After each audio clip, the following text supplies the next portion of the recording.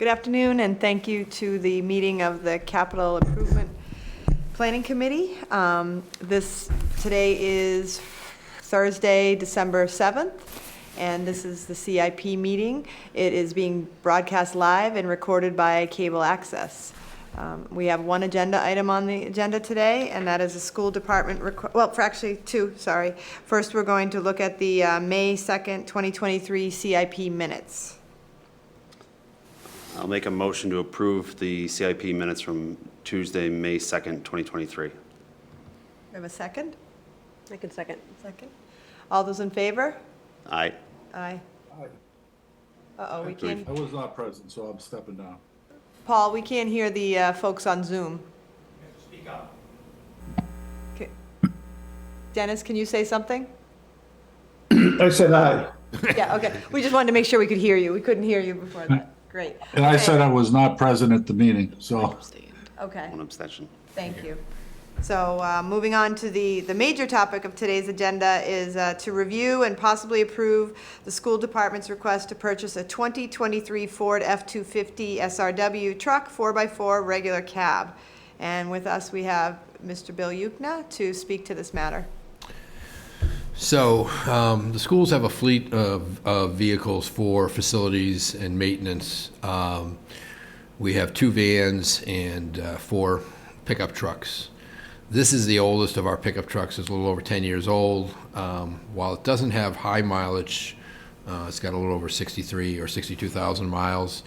The body is showing some real rust and decay issues. We use this to plow. 2 of the vans were bought with the ability to plow sidewalks and stuff within the schools. They're not big enough to plow the driveways, but they're big enough to really help out, especially when we have those early morning storms. We went out and did some research through the state bid list. There is virtually only this one vehicle that meets our spec. And part of the spec obviously is color, because the town vehicles are all kind of set as a color bait platform, but the rest of it is actually being a 3/4 ton with a plow, and it's a basic vehicle. Other than that, it doesn't, as far as seating, vinyl seating and stuff like that. So it's not a high-end, vehicle that way. This one is actually run by our director or manager of facilities, which obviously is the town side manager as well. And we would be trading in the 2013 Chevy Silverado that we have. Right now, they're changing their trade-in value. They gave us a low trade-in value, so we think we'll probably get closer to $14,000 for it. And so that would put us at a cost of $45,000 under the bid. This is actually not on the state bid list. This is under the Plymouth County contract, but it meets the requirements of the state, as far as we understand. And again, other than that, we've been told that we could get in line. I know I spoke to Adam a while ago. He's got trucks that have been out there for a while that he's not even seeing. And most of the dealers are telling you that they're not even taking orders at this point, just because of the backlogs. So we felt that this was a good opportunity. The funding would come from our building revolving account, which is basically for facilities-related expenses. So obviously, this is a facilities-related expense, and so we think it's a perfect use for it. And that way, we would obviously not have to hit the school budget, and we wouldn't be looking for any CIP money from the town side either to do it. So it seems to all tie out, assuming that the committee members agree to it. Any questions? Anybody have any questions on this? Yeah. Bill, are there any miles on this truck? This truck has a little over 62,000 miles. The one we're buying is new. On the is new brand one. No, it's brand new. I think it has 40 miles on it.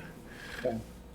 I think with the trade-in at 14,000, and it's new, and you're getting the plow as well. Yep. Yeah, I think it's a good deal. I mean, I checked out Edmunds and CarMax, just for the base 250, and this is a good deal. If we bought off of retail, because we did look at retail, it's about 10,000 more. So the Right. fact that it's on either a county or state bid is really what's getting us the better price. Yeah, that's what I saw, actually, so that's consistent with what I saw. It's a good deal. Yeah, I think, timing of finding something on a lot is key. The vehicles that DPW has ordered, similar size trucks. We don't order the trucks, then they don't open the ordering, Chevy and Ford, until August or September. They keep it open the last couple of years for a week or two, and then you're shut down. They're not taking any more orders. So the fact that there is a blue F-250 on a lot is kind of critical at this point in time. We did go looking. The Ford is a little outside of, we've been trying to go Chevy and standardize everything to a Chevy the last few years. Again, there's no Chevys out there. We looked, though we saw one, it was silver, and Boston had already taken it. So there's really just nothing out there sitting on a lot ready to be purchased. So I think, it makes sense to move. The fire department does have Fords. They've had good luck with theirs. Half of our fleet, the vans are Fords that we currently have. Yep. Because we buy the transit van just because it's a more utilitarian body. So I understand. I mean, we do prefer or like Chevys, but, quite honestly, through the state, it's kind of an or equal. You really would have a hard time saying that you wouldn't buy one over the other. So I guess just a general question on the fleet within the facilities group. We see the buses come forward before CIP every year. Is there a 5-year capital plan for the fleet replacement? Do we have anything upcoming? yeah, I would say ironically, we were looking at the rest of the vehicles, and the rest of the vehicles are in phenomenal shape. They did do a body change from when we bought this one in 2013, so that the fenders is rolled steel now versus like a clipped steel, and where the clipped one, the water was getting down behind him, and that's what was rotting out around the wheel wells and stuff. So the new ones aren't doing that. So we have our, trying to think, the two vans are, like I said, not that old. I think the oldest one of those is 8 years old, but to be honest, it's in great shape. Has no issues that we know of. And the other pickups, quite honestly, almost look like they're new. Again, we don't put high mileage on them, so that's really not it. But this one and the one that Carl Fuller drives are the two that we do use for plowing and stuff as an added thing.